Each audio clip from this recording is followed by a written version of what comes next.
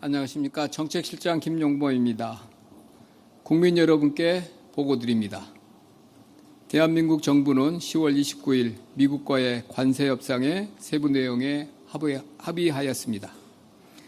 그간 경과부터 간략히 말씀드리겠습니다. 정부는 지난 7월 30일 한국의 상호관세 및 품목관세 인하, 대미 투자 확대를 골자로 하는 한미 관세 협상을 큰 틀에서 타결한 바 있습니다. 합의 결과로 상호관세는 8월 7일부터 15%로 인하되었으나 자동차 관세는 합의한 대로 곧바로 인하되지는 못한 상태였습니다. 3,500억 불의 대미 금융투자 패키지의 구조, 수익 배분 등 세부 조건에 이견이 있어 후속 협의를 하고 있었기 때문입니다. 그간 정부는 산업통상부를 중심으로 미국 상무부와 23차례에 걸친 장관급 회담과 일일이 세기 어려운 실무회의를 통해 미국과 협의를 해왔습니다. 오늘 열린 한미 정상회담 중에 트럼프 대통령이 김정관 산업장관을 터프 니고시에이터라고 지칭할 정도로 그 과정은 상당히 치열했습니다. 이 외에도 기획재정부는 미국의 재무부, 통상교섭본부장은 USTR을 전담 마크하며 협상을 측면 지원하였습니다. 협상의 막판에는 정책실장인 저도 세 차례에 걸쳐 로트닉 상무장관과 직접 협상을 진행하는 등 대통령실 관계부처가 모두 총력을 기울인 결과 오늘의 합의에 이르게 되었습니다. 세부 합의 내용을 말씀드리겠습니다.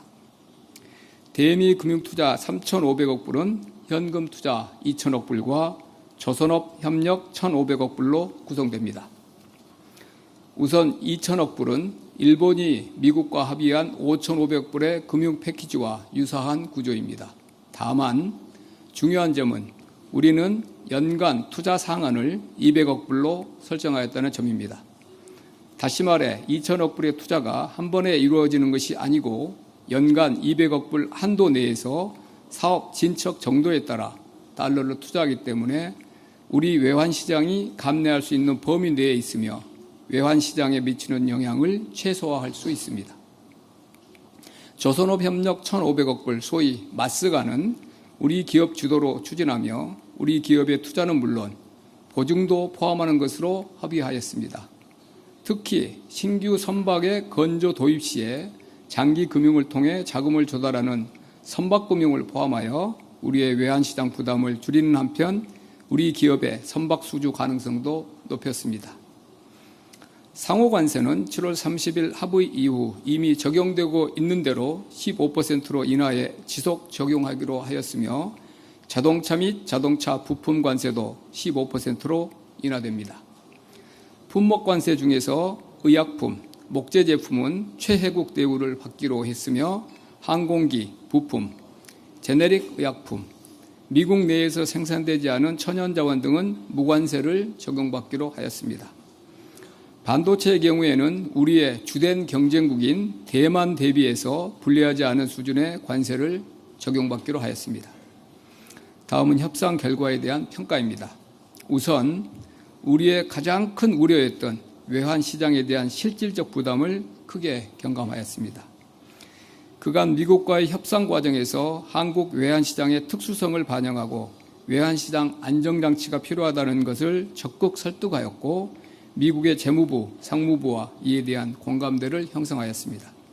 이에 따라 연 납입 한도는 최대 200억 불을 상한으로 설정하였으며 외환시장 불안이 우려되는 경우 납입 시기와 금액의 조정을 요청할 수 있는 별도의 근거도 마련하였습니다. 투자 약정은 2029년 1월까지이나 실제 조달은 장기에 걸쳐 이루어지게 되고 시장에서 매입하는 방식이 아닌 다른 방식으로 조달하기로 하였기 때문에 외환시장에 미치는 영향은 더욱 완화될 것으로 기대됩니다. 또한 조선 분야 1,500억 불은 우리 기업들의 FDI로 국내외 시중은행을 통해 대출 보증을 받게 되며 특히 선박금융까지 포함하여 외환시장에 미치는 실질적 부담은 매우 제한적일 것으로 생각됩니다. 둘째, 원금의 회수 가능성을 높이기 위한 다층적인 안전장치를 마련하였습니다. 원리금이 보장되는 상업적 합리성이 있는 프로젝트만 추진하기로 합의하고 이를 MOU 문안에 명시하기로 하였습니다. 상업적인 합리성이란 투자 금액을 충분히 환수할 수 있는 현금 흐름이 보장된다고 투자위원회가 선의, good faith에 따라 판단하는 투자를 의미합니다. 원리금 상환 전까지 한국과 미국이 각각 수익을 5대5로 배분하기로 되어 있으나 한국이 일정 기간 20년입니다.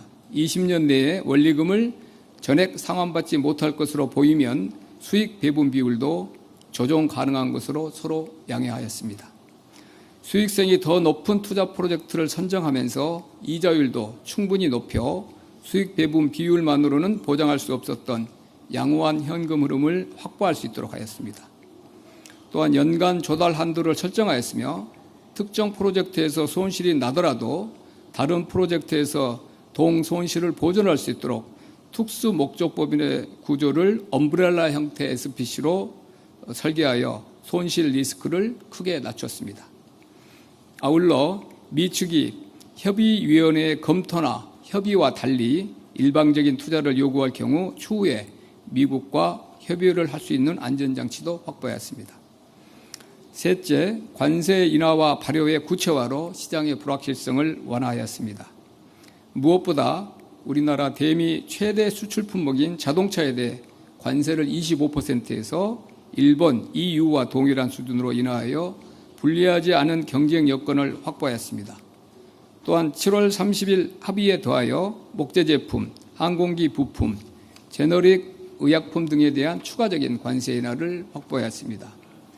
상호 관세 적용에 있어서도 MFN이 15%를 초과하는 품목이라도 한미 FTA를 충족하는 품목은 15%의 관세가 부과됨을 명확히 하여 FTA 체결국으로서의 이점을 반영하였습니다.